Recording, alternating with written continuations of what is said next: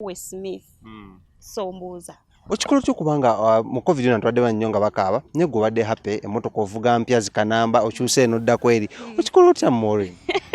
nkola ekyo kimanyi gwe interview yasooka okunzijjako interview n'omanya byenkola ebituufu ojjukira nti baali boogera nnyo ntambula nnyo nga tebamanyi kituufu kyenkola but gwe wasooka okiraga ensi kyenkola kati on top of that era okomyewo kwegamba nga bingi ebyeyongeddeku kati of course ebintu ebyeyongerako lwaki watokyusa mmotoka ako kagenderi abakyala mwenna abakozi batumiddeko nnyo naye kasookeddeko ku famire omwami agamba ati omwami si mubi ali bulungi omulabirira nnyo ate gwe nnina okukola amawulire mabegakaawo ga break nga galaga muno omwami tokoma mulabiriza wabula omukozesa n'emirimu gy'awaka. How true is this? Tubulye mu relationship yo Dax Cartel asangibwa nga obalabibwa mu bifaananyi ng'ayoza ebintu ayoza engoye. Ye abantu bakyogeredde mbiraba ne ku social media ne babiwandiika biki naye it's okay beboogere tosaagana muntu kwogera but kyemmanyi nze ng'omuntu a true love exists.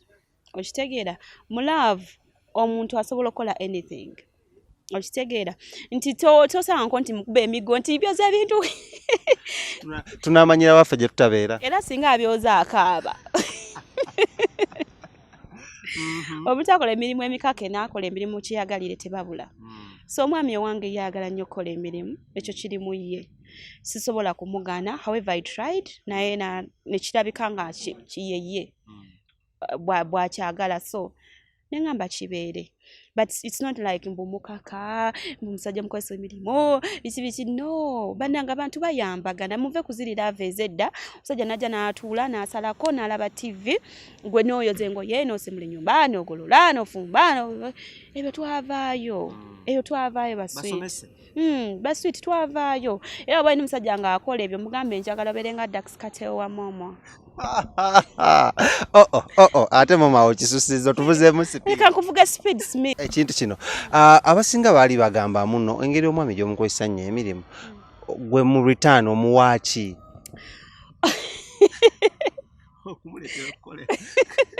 Return muwaaki muwa muhabbat. One more time. Lawrence awulira kati omukolera ebinyu byatalabanga nako. Byatalabangako. Muwa muhabbat bara nga wenkyogedde just like I said nti omwami semukaka akikola nga Ayogedde so I don't need to pay him for that. Uli yandigambye maybe at least wandibadde omuwa omusika wakasukaali at least nabeera nga agumira awo naye mbuki awo mbeera ki? Batage kyagala musoma paka mbyenda. Bano namala mufuula maapu ya Africa nti olina etandikira. Kyokka baldange on a serious note mukama tannaba kituusa maybe. Kisaala kinatuuka buli muntu ayagala ozaala buli mukyala ayagala okuzaala kati ffe tubadde babiri for some good time and ndowooza kyandibadde kituufu okuba nga tulina omwana but maybe waliwo ekigaanyi somewhere somehow so kyekyo Momo no bintu biberamu olaba muri busy nnyo leave alone that naye abantu babeera n'ebizibu byabwe ebintu byotasobola kujja gamba ggwanga nti kino bakiri but of course omwana atanajja kitegeeza aliwo ekikyagaanye maybe naffe tugezako naye nga tetulaba maybe maybe katime k'omuwa fe abasajja tulina time eri gye twagala ennyo Momo obeera busy sooka ogimbulire yeriweeyo gwe mufumbo gwe mwami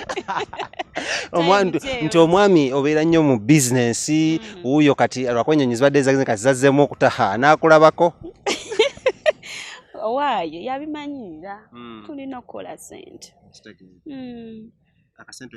akasente we kabaawo n'abaana tunaazaala kati ensonga ezimu ku ezibegedda mu maaso nga tujjeko ey'omwana abasinga gye batera okuba nga beebuuza gamba Momo alinganga atayagala kugusa nsonga twogere ku Momo watusuubiza nti n'essaawa yonna ogenda kuba okoma wano ku show otubuulire eby'embaga kukyala kwanjula official ekyo kino tukirumeerume tulye ku mmere yo twambale ku makanzu kino kituuka ddi abantu bambuuza abantu bakubuuza kale ekintu ekyo ekyamakanzu okulya emmere okulya omuceere okulya enkoko bantu babeere bagumu bakiwe budde banaenze nzikiriza nnyo mu budde Mwana kyo wakyaliwo ekyaganye somewhere somehow.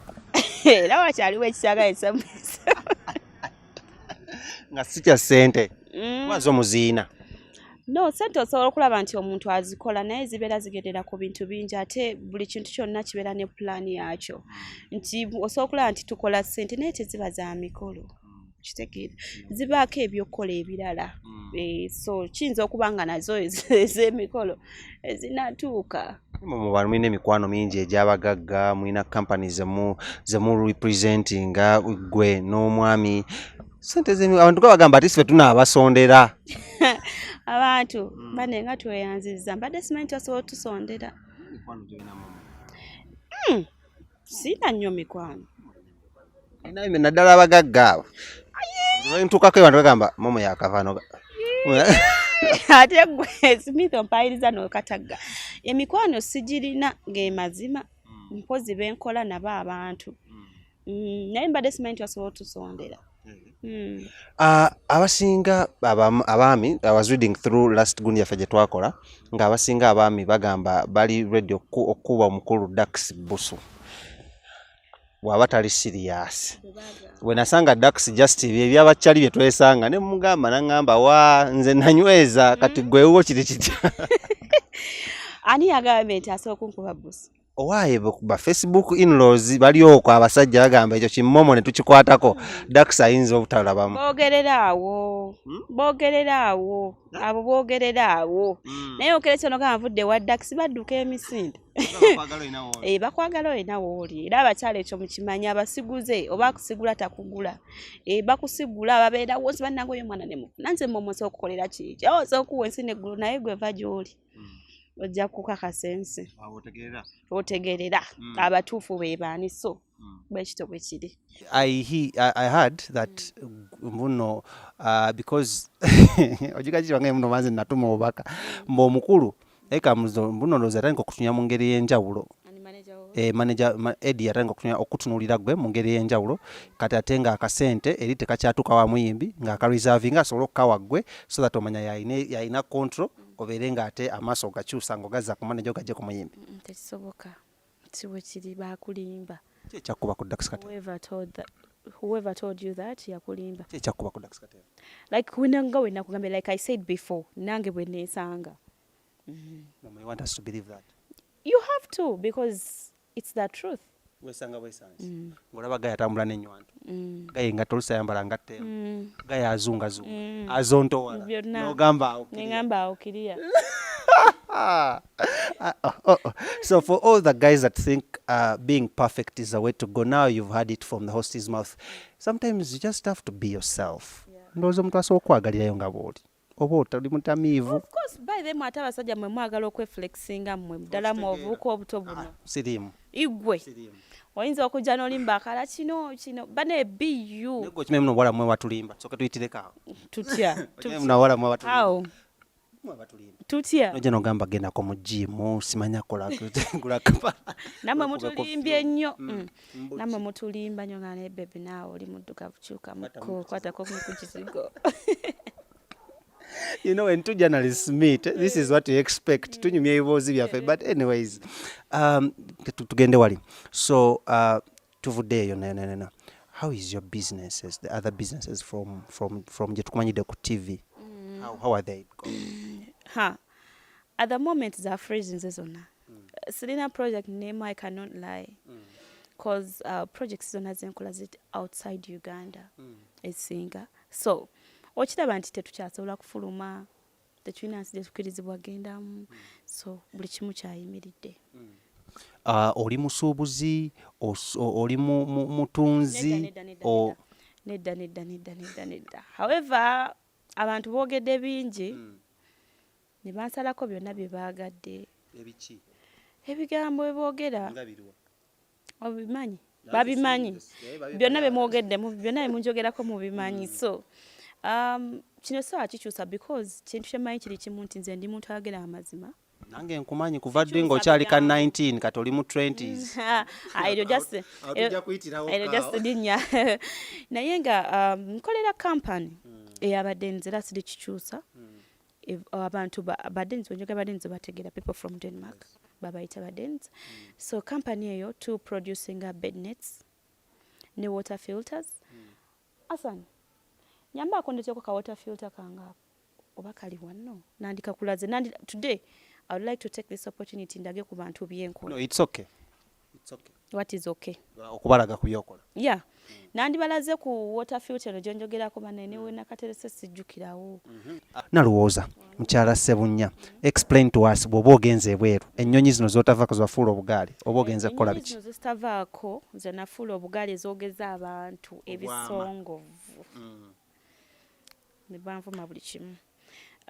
Sizirinya nti because njagala oba kuzirinya bulinnya bwentyo you know nti nabo aboogera sikiwa nti basobola okikola ate sikiwa nti waliwo n'omusajja ne waba mugagga nga asuddiire tosajja okuteekako buli wiiki kuba abasajja babalirira basinga okubalirira ssente zaabwe so abantu bave mu palapase bamanye nti ebintu biri real eno gye nkute wano mukalaba kano ke ka filter omuntu akakozesa nga ddala amazzi kubanga we believe nti omusujja guyita mu mazzi amacaafu okitegeera omusujja guyita mu nsiri so tulina bed nets nga tuzikoze eki tuzitadde mu bulungi nnyo eddagala tulina ne kaneeno ka life stroke kano ke mulaba omuntu akateeka mu mazzi ne gaba nga si mafumbe then nokakozesa nga straw yennyini you can see here Nokateka ku mumwa hano kateka nosika yes katira ddala obuuka ondowooza osobola okulaba obuuka removes 99.9 of bacteria and 99% of protozoa protozoa ebyo nabisomako mu science obinyonyola naye katugere tunyonyola bireke banange bakitegedde ebintu kanakantu kano ka life straw katta obuuka 99.9% so mwenna abali eyo aboogera bye mutamanyi ne mugogera kino ne mwogera kiri gino gye mirimu gyenkola tubeera tutambula mu mawanga ag'enjawulo tukwatagana ne NGOs okitegeera yes NGO ensi ezo zibeera zituyita zikolagana ne kampani yaffe bwe zituyita ne tupataninga then ne tufuna engeri gye tuyamba abantu abo ne tuba nga tuproviding obuntu buno especially abaana b'amasomero abaana abato abakyala abakulu tugendera ddala mu byalo effe bwe tugenda tubeera mu byalo omuntu asobola okundanga ntambudde sirina byensireyinga biri awo naye because tubeera tukola so kino kyembeera nkola bannange ne bed nets zonna bye byonnooza basically ebintambuza kale olomuve mu bigambo bulogenda mu vacations nogenda ne boyfriend ne husband kakati munnange nkugambye this is the second time just okuba nganze omuntu ogamba nti kantambuleko bino byonna bentambula wano kati ebisigadde we nasooka nagenda South Africa but then nagezaako okulanga nsobola okugenda ne dax naye kyagaana nti jjukira nkola nnyo kati bane abantu bambalirire nkola wano mu kampani nenkola ne ku TV kati osinkomawo ng'obudde nina butono oba okufixinga kyokka dax muyimbi weesanga nga alina shoze yakwata nedda zesitamanyi nako kati nga bw'onootulamu gundi mu timetable ye temujja kukwatagana oba okitegeera ne maliriza ng'oluusi ntambudde nzekka naye nga ebiseera ebisinga nandyagadde otambula naye kebere Dubai I was meant to go with him but then timetable ye neyange ne bigaana okukwatagana okitegeera kino mugenda kikolera ki ekiriwa ekino ekyokutambula ababiri like timetables okwante zikwatagana because I think you guys need vacations together true okustoping risks ekyo kituufu naye kati vacation yange ne dax tuba tulina gi planninga nga wakyaliyo ebbanga ddene nnyo yange nga twagatambulanga mu gwa mwenda ne muplanninga kati n'ogamba manager kuba kyemmanyi kati wabaawo programs za mu gwa mwenda ne muplanninga mutoni kati obuzibu bwennina era wano omulimu gubanja nti jjukira projects zaffe zijja oluusi nga temugisuubira okitegeera nti kati osobola kukiteeka ku timetable kumanya nti kati oluusi sobola okumanyayo nemanya projects nga 3 tingenda kusoma nezino nezino naye kati oluusi gwe nolowooza ogenda kubayo ne free time boosi nakkubira nagamba ate olina okugenda eno neeno so kati bikyali bizibu naye nga tulifuna time gye bujja katsoke tukole bagamba muno money beats gonzaga akasente weekuba gonzaawo nnyo nnyo so I think bana bamaze okukola akasente nga bwatugambye si bigambo byange bana bamaze okukola akasente osanga banaafuna time etambulako bombi nga abaagalana naye wano mu Uganda tubalaba mutera otambula mwenna sikyo Uganda mutera otyo mwerekerako ku shows atera okuvuga okutaako ku mulimu kati ku mulimu aba g'omusanzeewo zino essaawa ate oluusi mba ngenda ku mulimu sometimes banaage bizibu naye mulikwasaganya